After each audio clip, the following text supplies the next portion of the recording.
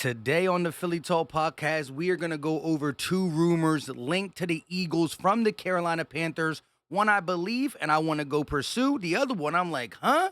Brian Burns, yes. Christian McCaffrey, huh? We also going to talk about Jalen Hurts, the player, and how I know Cowboy fans are scared because they only trying to credit his 4 passing touchdowns. But he has 6 rushing. That's 10 total. Cowboy fans got a good defense, but it's time to start talking. We gonna beat Dallas. This is Philly Talk with Philly Mike. Talking sixes in the bird gang, that's our life. Competition, we ain't scared, yeah, that's what we like. Win or lose, you know we showing up and we gon' fight. You see we strive for the sky every day that go by. And every single week we screaming fly, Eagles fly. This is Philly Talk with Philly Mike, yeah. This is Philly Talk with Philly Mike, yeah.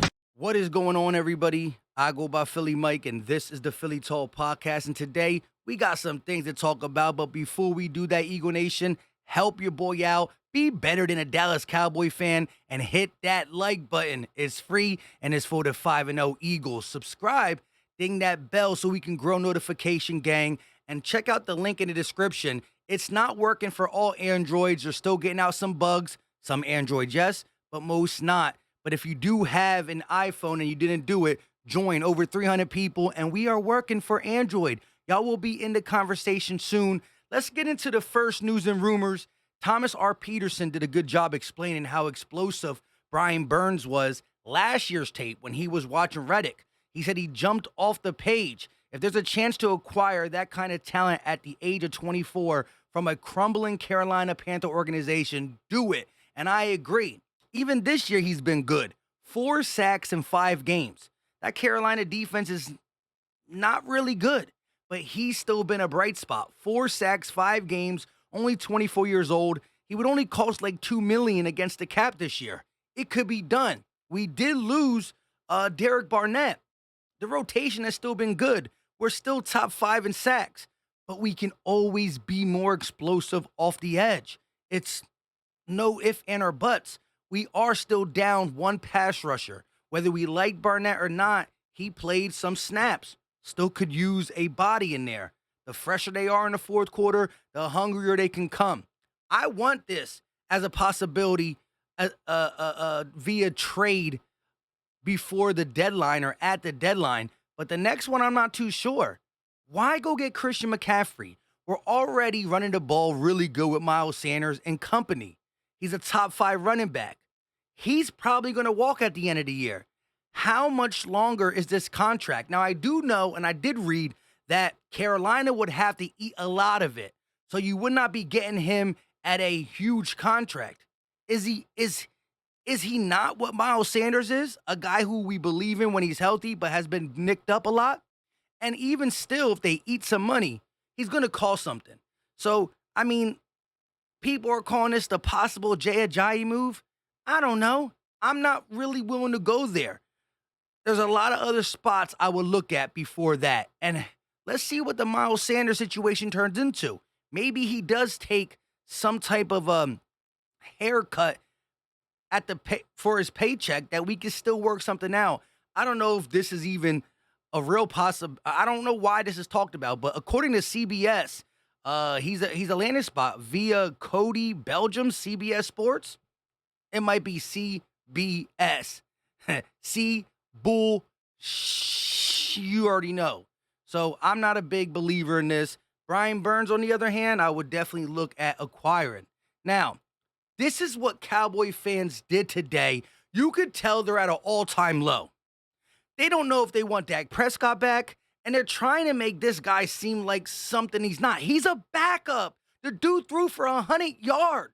Y'all were criticizing Jalen Hurts when he was only throwing for 100 yards, still running for 100. This guy's throwing for 100 and not doing nothing else. They trying to say we call him a backup with 4 passing touchdowns, but he's an MVP with 4 passing touchdowns? Hold up. 4 passing touchdowns, but he also has 6 rushing. That's 10 total. If he throws the ball down to the 1 or 2, why wouldn't you run it in? We just saw Russell Wilson a couple years ago throw an interception. Carson Wentz throw an interception. Now, I will say this. Jalen Hurts has already shown growth this year. He's 7th in passing. He has a 97.4 passer rating. He's almost complete in 70% of his passes. It's like 67 point, almost 68%. Completion percentage up. Passing yards up. Passer rating up. QBR up. Yards per attempt up. He's in the top 10 of all them categories. We wanted him to be a top 10 quarterback. He is. Touchdowns, he hasn't been because how lethal his legs are. And they're both accessible inside the red zone. This player accounted for 10 touchdowns on the season. That is what is important. Now, you could say in the long term, year 4, year 6, year 8, he has to throw more touchdowns. That's cool. As I talked about in this offseason, we want to see steps taken. 7th in passing, top 5 here, top 5 there, top 5 that. That is big time steps. Did I say all the steps would be taken in year 2 of the same system? Year 3 in the NFL, year 2 starting in the same system. Did I say all the steps? Was this supposed to be a final product? This is who Jalen is. Why can't he grow beyond that? Dak Prescott's still growing. He's in year 8. All I'm saying is that still has to come up. But he's still a MVP caliber player thus far is because his team is 5-0. He's been winning games. He's been one of the best throwers of the football when he does. And he's been doing it with all upticks. He's thrown the ball 30-plus times. He's played in one bad weather game. And Lamar Jackson didn't win the MVP just off his arm. It's everything, the total package. So stop playing with me. Y'all dare to put something like this up when this guy threw for this guy, nothing else. We could be tied in passing touchdowns. How many rushing does he have? What did he account for? Why is your offense only scoring like 16 points a game? We had our worst game last week and we still scored 20. Why do we got a top 5 wide receiver? Why do we have a top 3 tight end?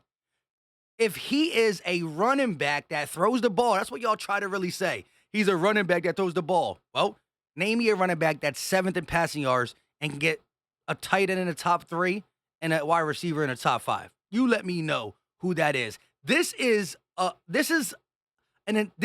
a scared Cowboy looks like. Scared. He's trying to push all his chips on the table this week because they're scared.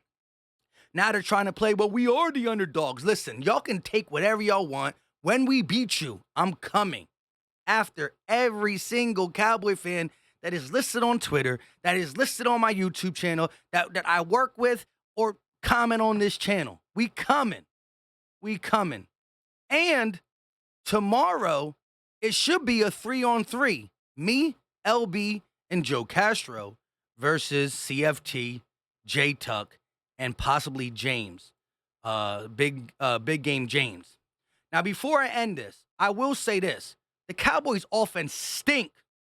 And I even said this. Let me go back and say this before I give them a little props. I did say right here, Dak Prescott or Cooper Rush, that offense ain't the same this year than it was last year. It's just facts. They're not a top-tier offense. Dak Prescott in that one game was one game. But before he was hurt, he didn't look that great. Cooper Rush is not good. They're running the ball. That's why the offense is being somewhat successful, but they're powered by their defense. And I will say this, the Eagles still allow less yards per game, but they allow the least amount of points in the NFL. And you got to give them credit for this. Teams that have not allowed a multiple touchdowns in a game this season, the Cowboys, have not allowed more than one touchdown this season per game. Tampa Bay scored 19 or 20. It was one touchdown and a bunch of field goals. Giants, touchdown and a bunch of field goals. The Rams, touchdown and a field goal.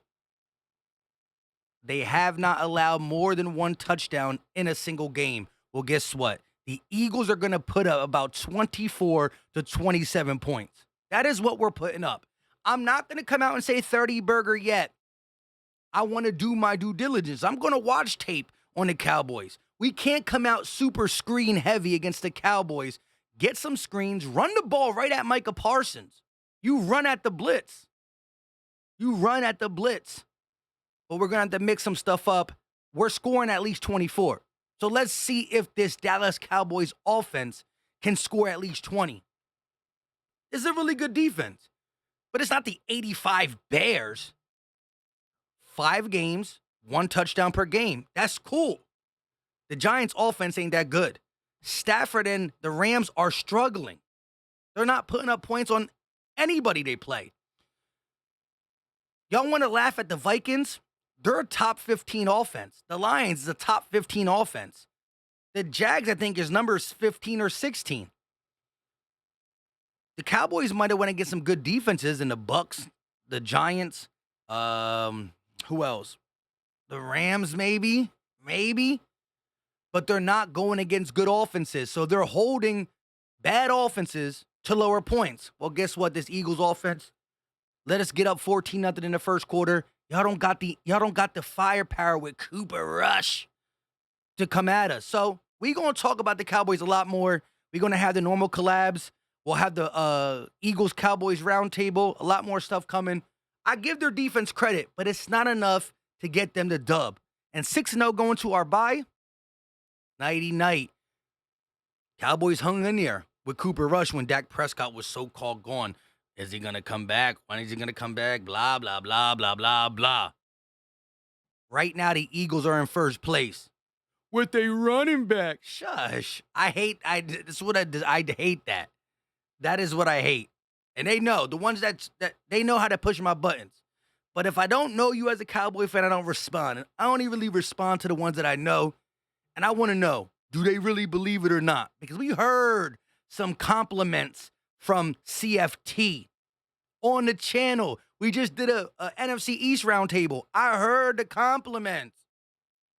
But it's Dallas week.